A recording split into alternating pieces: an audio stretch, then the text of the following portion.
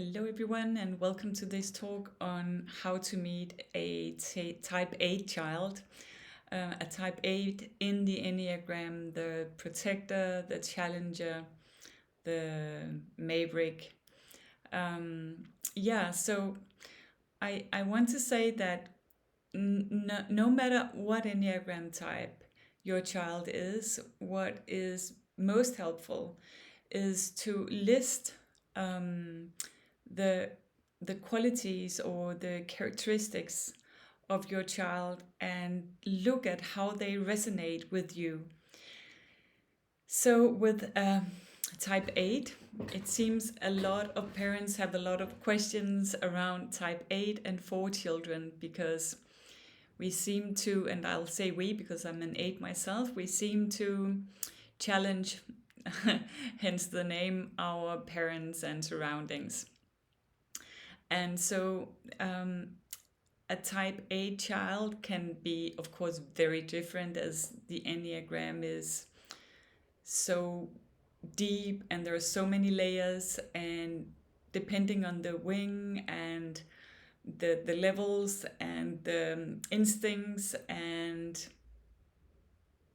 just lots of different things, the child will develop in certain ways. And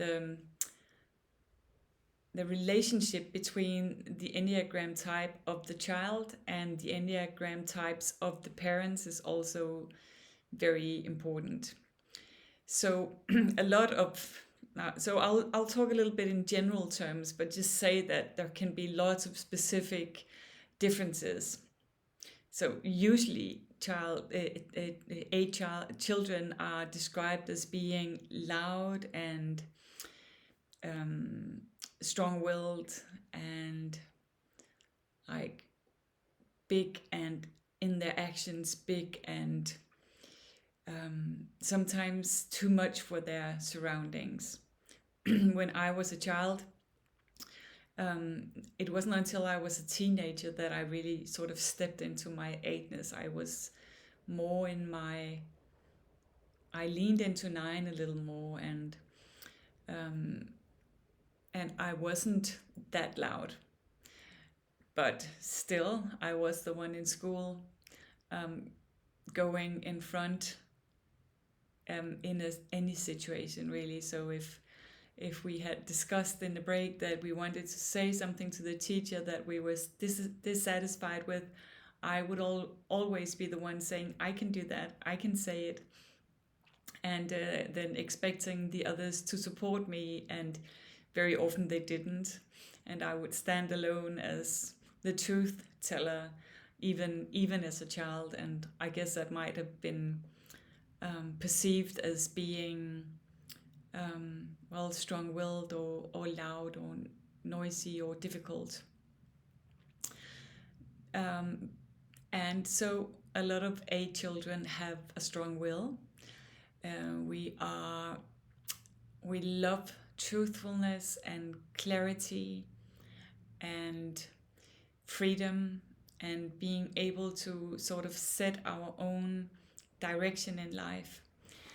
And I remember I used to say to my parents when they would ask me to do something, I would sometimes say, is that something that's up for discussion? Can I say no? Or is it an order? And would sometimes go, well, it's not up for discussion. And I would go, then it's an order.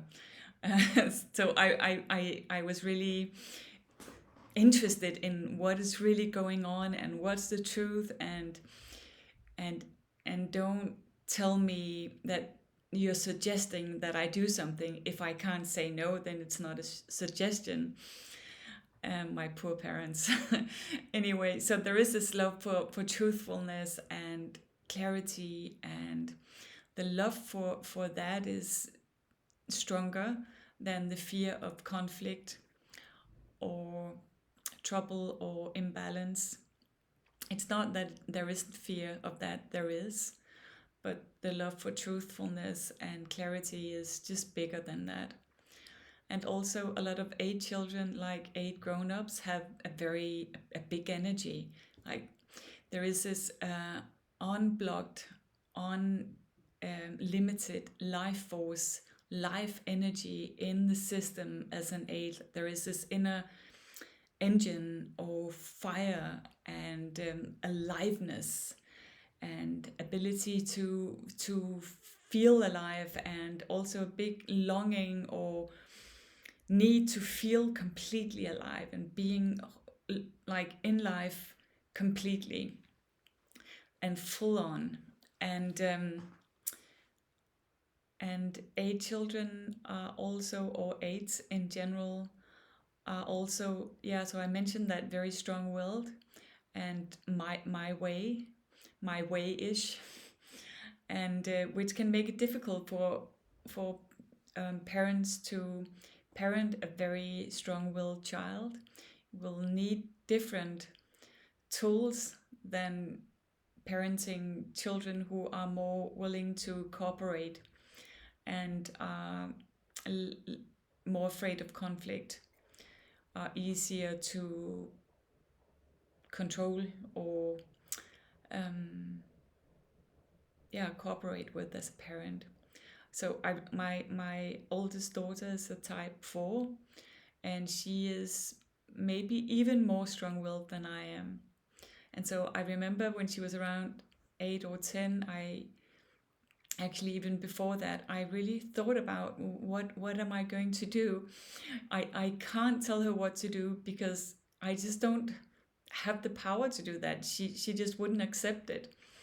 So I had to find other ways to direct her and guide her in life.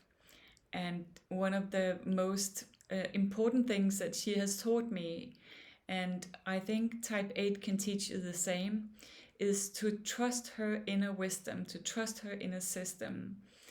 And also, I think with both 8s and 4s, you have to learn how to be unliked as a parent, or disliked and disagreed with and yelled at and fought back with, and all of that. And it was really difficult for me for some years, because I really didn't know how to parent when I was completely powerless. I couldn't make her sleep if she didn't want to sleep. I couldn't decide which words she would use. And so I surrendered and started sort of really cooperating with her and trusting her inner system and showing her the trust in her system. And I remember as a teenager, my biggest pain was the lack of trust that my parents had in me. There was this deep longing that they would see my inner strength and wisdom and acknowledge that and let me be in the world from that place.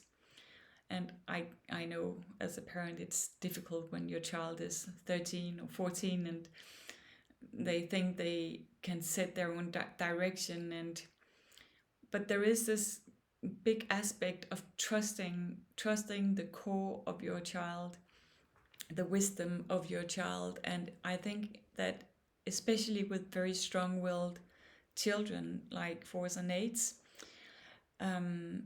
this is really something we need to learn as parents, different ways of navigating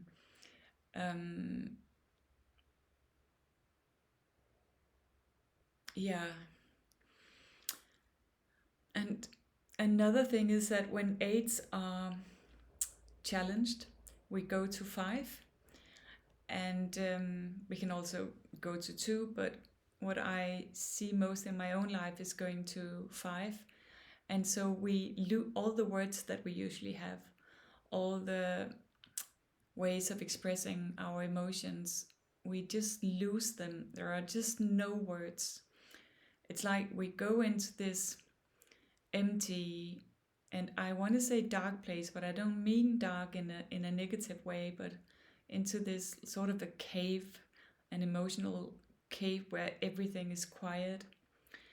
and where we really don't want anyone to follow us in there. And it's like we'll sit in this dark, quiet cave for a little while and let everything settle within, and then from the inside, life force will again make us rise and go out into the world. But we need this time to withdraw and have things settle within. And it's very difficult for people to be around AIDS when they go into that place. And can be very frustrating because we don't know what to do. I have found in my life, and I've heard from many other aides, that what's most useful when we go into 5 in that way is to have someone just be there physically with you, hug you or caress you or just hold you, but without any expectations or demands on solving anything or talking about anything before we are ready.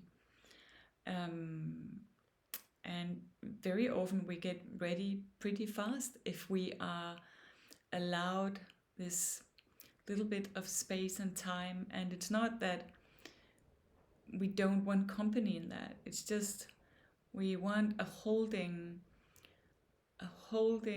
trusting space.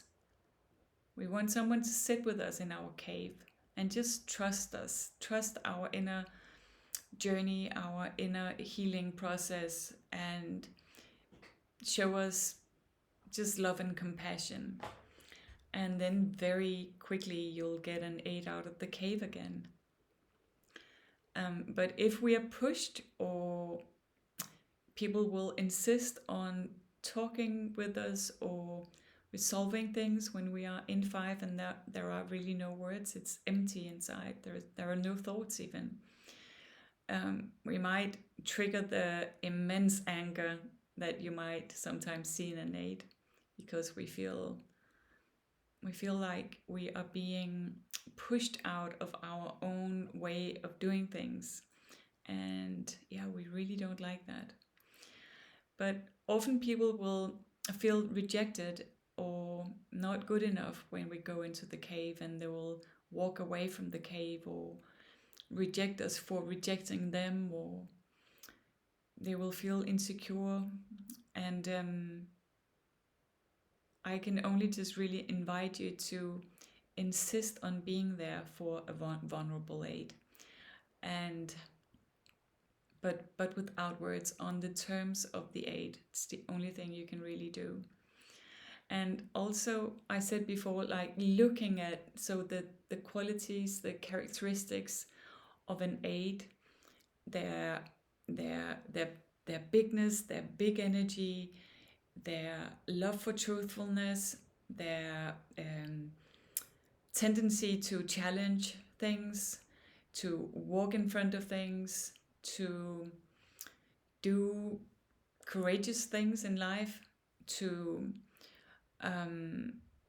also sometimes get hard or rejected and angry, and to look at how do those qualities resonate in my own system. How am I feeling about, how am I doing with my own vulnerability and anger and strength? What is my relationship to a strength? Like, as a parent to an 8, you need to look into that. What is my relationship to strength? Because a lot of 8s, children and grown-ups, we have this feeling that other people are just not strong enough for us. They're not strong enough to hold us, to hold space for us, to be truly present with our emotions. And so we just don't share it because it seems that other people are too vulnerable, too fragile to really hold space for us. So if you want to be able to hold space for an 8, you must learn to align yourself with your own inner divine strength, that is the strength of God within you, so that the 8 can sense there is actually a holding divine space that is not afraid of me, and and a place that really trusts the process. So I think some aides feel lonely because it feels like a lot of grown-ups are not really grown-ups, or not really able to take responsibility and hold space. And so we'll just conclude that we'll do that for ourselves, and sometimes also get stuck in inner wounded parts that try to protect us from being vulnerable. So in the inner protective parts that will try to make us strong and resilient and robust in this world, where I remember that the basic fear for an aide is that I'm too small for this world, I'm too vulnerable, it's too risky being this small human being that I am. And at the same time, I have this sensation of a bigness, the bigness and the strength within my soul. And so I'm living in this dilemma of being small and vulnerable, and being afraid of that vulnerability within me, because it seems like if you are to survive in this world, you can't be small and vulnerable. It's not an option. And as an aide, I'm not sure I can rely on anyone else to carry me or hold me. So I need to be strong. And in order to survive, really. So look into your own relationship with strength, with life energy. So how is your life energy flowing within your system? Look into your own relationship with rejection and anger and truthfulness. And just doing that inner work will be very helpful as a parent to an aide. I think what we really long for are other people who have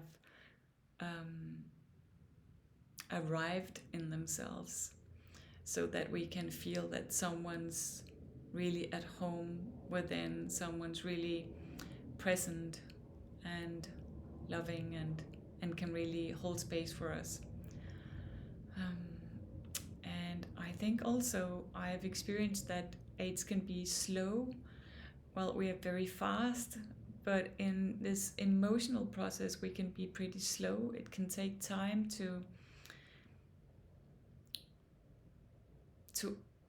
for the cave feeling to dissolve, and so some patience is necessary. Yeah. And very often just doing our own inner work, looking at how the qualities that our children bring into the world, or it could be other people as well, but now we're talking about parent-children, what the qualities that they bring into the world, what are your relationships with those qualities? And that will often be enough, actually. What is the invitation? What is your child here to teach you? What you're learning?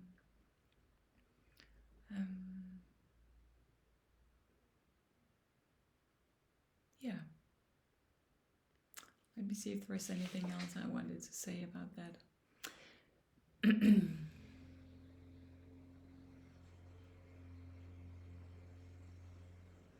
Yeah, no, just one last thing I wanted to say is that for an aide to trust the authority of someone else, a parent, a teacher, whatever, I really need to know that they stand by their word, that they are at home in themselves, that they are fair, that they will listen to my opinion and truly take it under consideration. It might still be a no, but it means something, that my opinions, my feelings are being taken into considerations. If I am shut down and feel helpless or powerless in a situation, it's very hurtful as an aide. Yeah, so aides can definitely be led by other people. It just takes an authentic leader. So